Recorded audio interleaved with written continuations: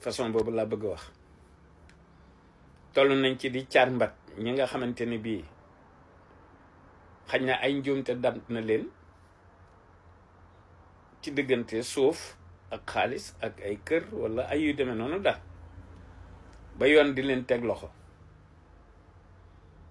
ñu leen di ñaan ñoom ñaar ñii di Mouhamadul Bachir Diomaye ak Seydina Ousmane Sonko ñoom ñaar ñooy nga xam ni ñoo ŋànk pouvoir exécutif ndek kii mooy président de la république kii di président ministre yi di raisul wuzara ñoom lañ ni ñaan ñu ñaan pouvoir judiciaire ci ñi nga xamante ne bii dañ leen di jàpp ngir ay njuumte xañ na yu ñu def wala loo xamante ne bii moomuñu ko yëfi réew mi la ñu akimoo ko wala yu demee noonu ñu leen di ñaan ku ci nangoo joxe la nga jëloon ñu bal la yërëm la bàyyi la ca sa njaboot te sax bu ñu leen ca mënee delloo luñ mën a dundee ñu def ko waaw. bon sama gars yi maa leen di ziare bu baax a baax di leen jox seen wàccuwaay gars yi sama wax du bari quoi parce que yii nii di xew ci penc mi actuellement nii Seydina Ousmane Sonko daf cee tontu woon bu yàgg maanaam dafa détaillé mbir yi leeral carte gi ba nga xamante ne ni peut-être jamono yi mu koy wax xaw naa yàgg mais dinaa leen jox benn vidéo ngeen seetaan ko ngeen diglu nag bu leen yàkkam di jël leen seen temps ngeen diglu Ousmane Sonko bu baax a baax ngeen digloo ko xel ngeen digloo Ousmane Sonko ak xel diglu leen ko gars yi seetaan leen vidéo bi. corruption pour mu leer lenn la il faut que ñuy sanctionner sans état d'âme sans retenue parce que le corrompu yow soo nekkee inspecteur des impôts dem vérifier en plus ñu ne la 100 millions ngi nii nga ne du ma ko laal seet naa ci sama borom takk naa sama biir wala léegi lii keneen ñëw ñu ne ko 100 millions ngi nii mu jël moom dafa choisir la facilité dafa choisir bakkanam bi mu koy lekk mu neex yéegoo boolee lañ ko pourquoi ko suñ ko jàppee ñu naan maslahaak borom njaboot laak ku nekk di woote di intervenir loolu moo war a jeex ci Sénégal parce que dërëm bu nekk dërëmu sénégalais yi la maire bi toog fii di jaay gerte ba ngoon mu génn li am 1000 francs dugg ci boutique bi jënd su jëndee almet ñu ne ko fe am na 18% TVA su jëndee diwlu ñu ne ko am na 18% TVA impôt boobu nit ñëw détourné ko est-ce que kooku moo ci gënoon a yelloo mère de famille boobu donc il n'y a pas de secret gis nga la vertu n'est pas spontanée dëkk tubaab bi dañ naan discipline am na fa organisation am na xam nga ndax lan parce que tubaab bi xam na ni su ma waree xëy 8 heures xëy 10 heures ñu dagg ko sama salaire day ñëw 8 heures te xam na ni ils vont appliquer la loi mais fii loolu laal ku nekk jóg wax ñu ne maslaha en parlant de corruption de transparence Ousmane am na benn dossier bu ñu soulevé bu touché un certain homme d'affaires bu ñuy wax Tahirou Sarr ak une maison benn dossier bu dem OFNAC waaw kat bu dem OFNAC ba ñu entendre un certain Tahirou Sarr une famille à Dangou à Rufisque ba ñu nam le dossier des 94 milliards ba ñu da nga am benn entreprise bu tudd Metralex xaw ma lan loolu dañ bëgg quand même nga leeral waxuñu nga non xolal Ousmane waxuñu ngay tontu kenn loolu dossier boobu nu mu demee bul tontu kenn dañu bëgg mu leer quoi ak may tontu nag man xam nga man nee na léeg-léeg ñu ne ma non bul tontu non xam nga li tax tontu bi di am solo ma recadrer rek ne y a un dossier 94 milliards boo soulevé woon jëmal ko ci nit tey ji am na ku def émission ne bu ñu xóotalee dossier boobu enquête ci yow war nañ la entendre parce que mele nga ci parce que am nga structure bu ci taq leeralal sénégalais yi lan moo ci xew du noonu mu non xam nga la may leeral rek du ma tontu waaye li tax tontu bi di am solo léeg-léeg mooy réew mi dafa am ñoo xam ne c'est des maîtres chanteurs jël réew mi en otage nag jàpp ni parce que yor nañu seen micro wala seen bic mën nañ jël réew mi en otage te ñu ngi ci scandale bu ne ñun ñu ngi yor suñuy lu dul jeex ci foncier bi ci leneen ak leneen ñooñu ay dañ leen di envoyé c'est des mercenaires mais dossier bi li ci am lu simple la dossier bi man maa toog am samay information te dossier boobu benn rek la ci dossier yi de gis nga li ñuy wax les dossiers des acquiescements maa ngi ci yor lu mat 10 benn entreprise de détournement de deniers publics à grande échelle la bi ma jotee dossier bi ma commencé def samay recherche jël sama avocat ne ko demal conservation foncière nga wutal ma état de droit réel ak copie collationnée ñu def suñuy recherche ba gis ni dossier bi luubal bu garaaw a ci ne dañoo dem nangu suufu benn famille jaarale ko ci ay fausse décision de justice daat koy wëlbatiku yónni kooku ñuy wax Tahirou Sarr mu dem waxtaan ak benn pàcc ci famille bi ne leen léegi yéen dossier bi yéen ciy daw depuis des années mënu leen ci jot man nag mun naa leen jox 2 milliards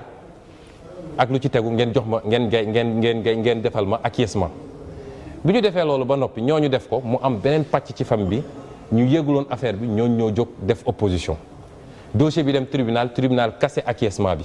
parce que en matière immobilière mënul am acquiescement justement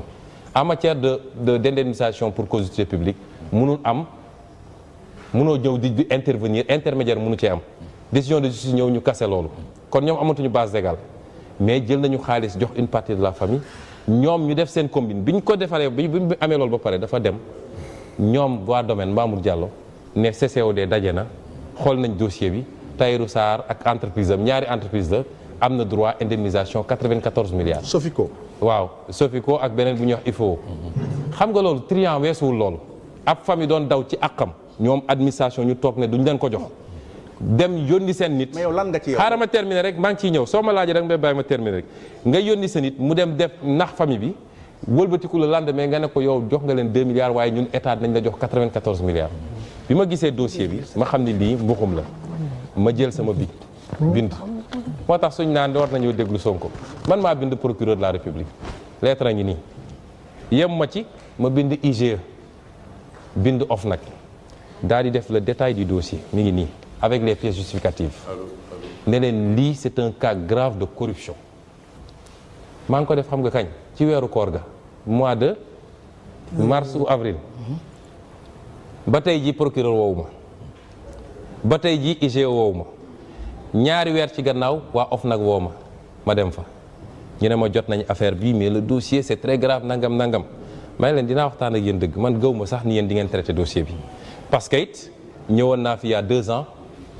témoigner ci dossier wu Petro-Tim bi affaire u Alioune Sall ba léegi fa la jaar ne mes mais nag pour la postérité j'ai posé des actes et j'ai signé en tant que député à l'Assemblée nationale et président de parti politique man leen signé naa bi ñu kiiyee ma def sama déposition ñu def PV bi lire ko relire ko ma signé ñëw toog di xaar évolution yi boobu ba léegi maa ngi déglu donc man maa bëgg procureur ubbi dossier bi xam naa ni campagne bi ñu nekk moo tax ñu yónni ay mercenaires ñuy wax su ma nekkoon en pleine campagne nekk Matam procureur ne dossier bi ubbi naa ko damay taal sa moto ñëwaat léegi nag li ñu wax du dëgg man awma cabinet bu tudd Mercalex awma benn cabinet bu tudd Mercalex je ne suis pas actionnaire à Mercalex. mais da nga ne woon am nga cabinet gis nga waaw xaaral ma terminer gis nga ñun suñu cabinet tuddul Mercalex suñu cabinet mi ngi tudd dama sonn waay cabinet bi ni mu tëddee sax ah. parce que ñëw na. non du loolu Atlas la tudd Atlas Group suñu cabinet mi ngi tudd Atlas Group benn cabinet laa yor muy Atlas Group bi may déposé li yàlla mi ma tiim billaahi xaw ma famille bi gisuma famille bi j'ai déposé en tant que député à l'Assemblée nationale et président de PASTEF ma dem saisir la justice saisir les corps de contrôle 4 mois plus tard laa toog ay membre famille bi ñëw gis ma ne ma dañ laa bëgg a gis parce que dégg nañ li nga def ci dossier bi te looloo tax dossier bi taxaw su doon loolu gars yi saaxe nañ ñu bu yàgg mu recevoir leen ils sont venus on a discuté ñu ne ma comme yow da nga yor cabinet dañ laa bëgg a dénk dossier bi nga défendre gis nga loolu am naa ci sañ-sañ su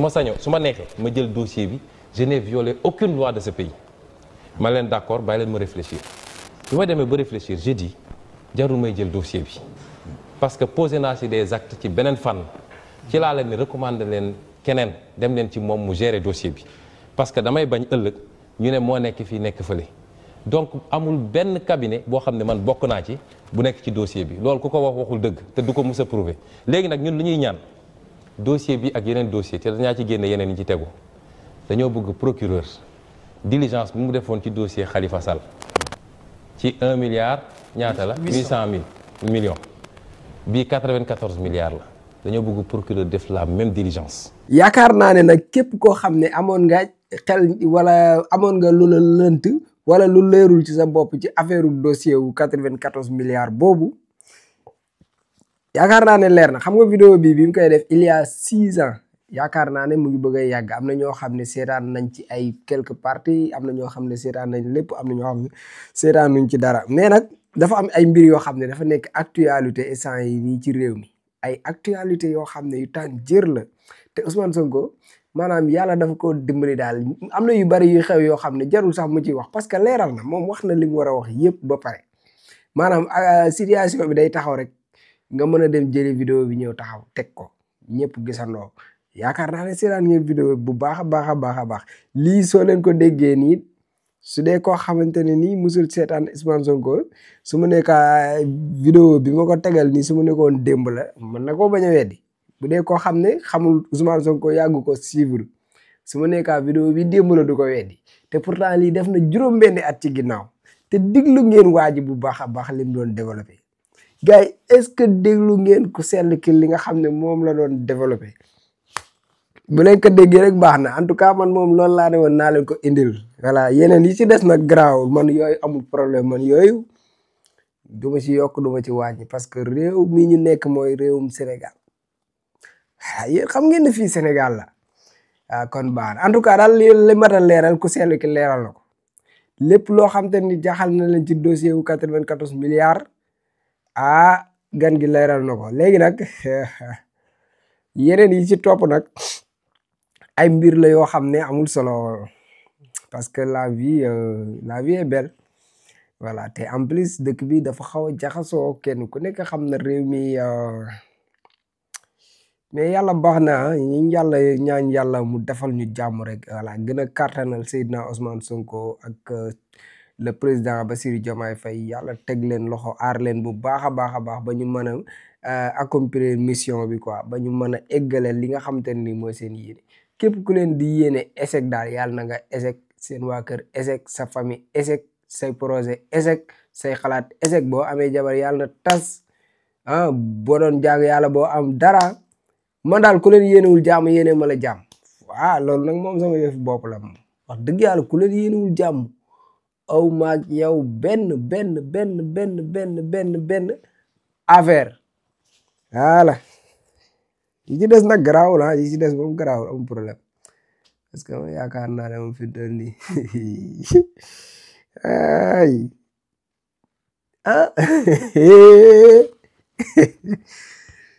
ay yàlla baax na garaawul. non man kay garaawul instant yi nag na leer nag fii laa doon waxee li may wax dégg ngeen ko gis ngeen ma man ba tey waxuma dara dama commentaire ci lu Ousmane Sonko wax. li Ousmane Sonko wax dama cee commentaire bu kenn yóbbu samay wax naan lii laa wax wala lee li ma wax dégg ngeen ko. voilà baax na jërë ngeen jëf.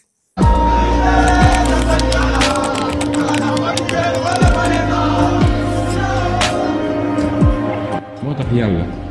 bi mu naan ahasiba annaasu an yutraku an yaqulu amanna wa hum laa yuftanuun wa laqad fatanna alladina min qablihim fala ya'lamanna allahu alladina sadaqu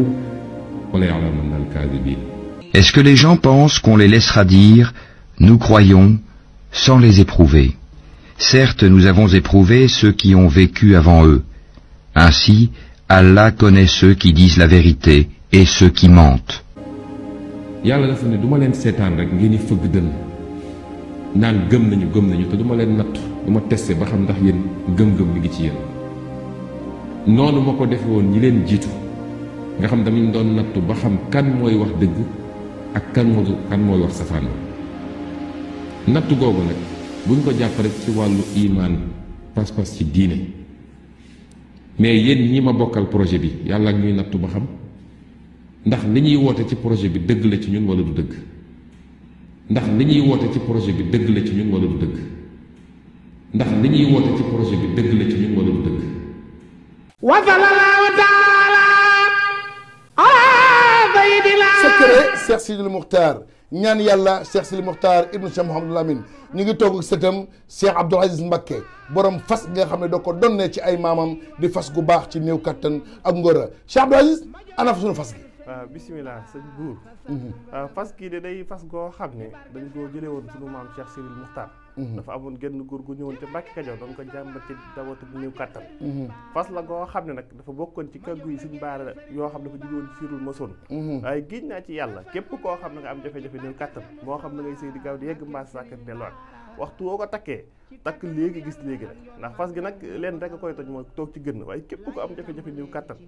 waxtu woo takkee fas gi da nga tàqali ko loolu bu faw ndax day gàllaaj goo xam ne gàllaaj gu yéeme ndax gàllaaju cat la ba mu ne la biirun baarun sa saqin mujj bu xaaf jana fa xëy ci baat yooyu ndax gàllaaju fas day gàllaaj goo xam ne da ngay takk léegi gis léegi ndax ñaareel ba sax dañuy wax ni nit bu ko takkee tëw a yegg di ànd ak soxnaam waxtu wu demee ba tëw a yegg sax dañ koy sart mu tekki ngir mën a yegg fas gi nag ak moo xaatim bee ànd waaye mboolem koo xam ne am nga jafe-jafe néew kàttan ak at yoo mën a am rek waxtu woo ko takkee da nga tàqali ko néew kàttan bu faw day fas goo xam ne sunu maam Cheikh Cyril Muxtaar moo ñu ko joxoon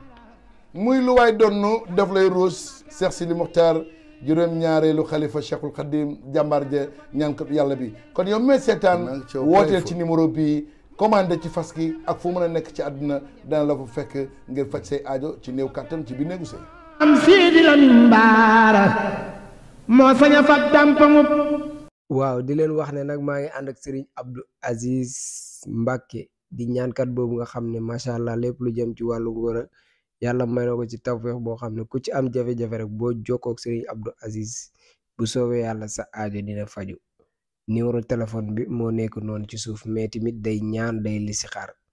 kon nag jokkoo leen ak Serigne Abdou Aziz.